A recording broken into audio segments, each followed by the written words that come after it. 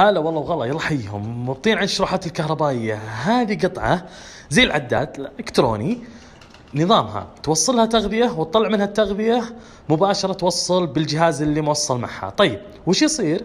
تعطيك كم استهلاكه بالكيلووات في الساعة، كم استهلك من كيلووات، كيلوين 3 كيلو، ثم تضربها في التعرفة الكهربائية اللي عندك. من تفيد الناس اللي مأجرين مثلا، لنفترض مثلا مأجرين مكان، أو يبغون يقيسون جهاز واحد، أو مثلا أي حاجة يحتاجونها لمعرفة استهلاك جهاز في يوم، في ساعة، في الساعة غالبا يصير مسجل على الجهاز، لكن في يوم مثلا كم يستهلك.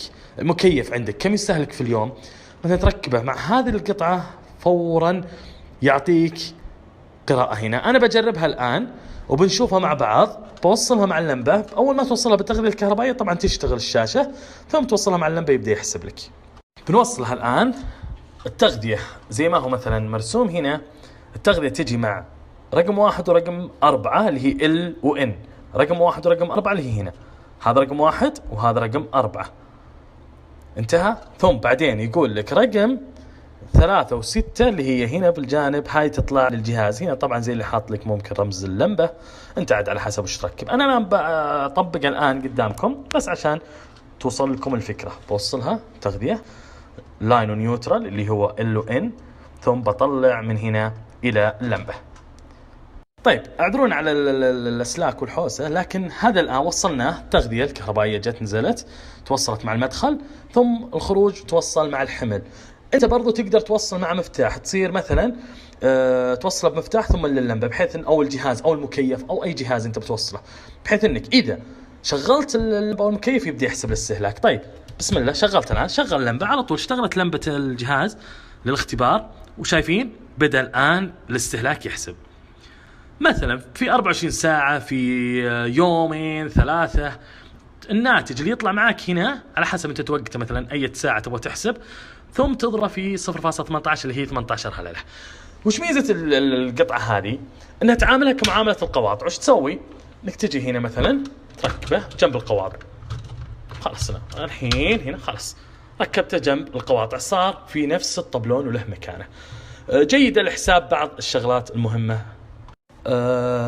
جيدة جدا زي ما قلت لكم لحساب استهلاك أحد الأحمال الكهربائية. مثلا شخص عنده شقة ومدخل معها إنارة، أو مثلا إنارة والدينمو الخاص بالعمارة، فورا يجي يركب له زي هذا القاطع. طبعا يدفعه المالك الله يجزاه خير، ويركب له زي هذا القاطع، بحيث انه الإجمالي في نهاية الشهر حق الاستهلاك حق الخاص بالدينمو واللمبات فورا يحسبه من هذا القاطع ويدفع له المالك، والباقي هو يدفعه من العداد الإجمالي، العداد الشارع. فقطعة جميلة صراحة، تتحمل تحمل كبير اللي هي 40 امبير. احرص انه يكون تردد 60 هرتز، وانها تكون مناسبة لك. هذا اسمها طبعا، اخذتها انا في الصين، اذكر اني رحت نعم في الصين او معرض دبي اخذتها، بس اتوقع تحصلون لو دخلتوا امازون او علي بابا. قطعة جيدة بس. دائما القطع هذه يجي منها الجودة العالية اللي دقيق جدا، ويجي منها اللي شوية يعني مش مضبوط بالحيل. فلذلك دائما إذا جيت تشتري من مثل هذه القطع، خصوصا انك تحصلها في النت بكثرة في مواقع علي بابا والمواقع هذه، بس شوف تقييمها وشوف تعليقات الناس عليها قبل لا تشتريها، عشان ما تقع في مشكلة ان الحساب مش دقيق وتظلم نفسك او تظلم المالك.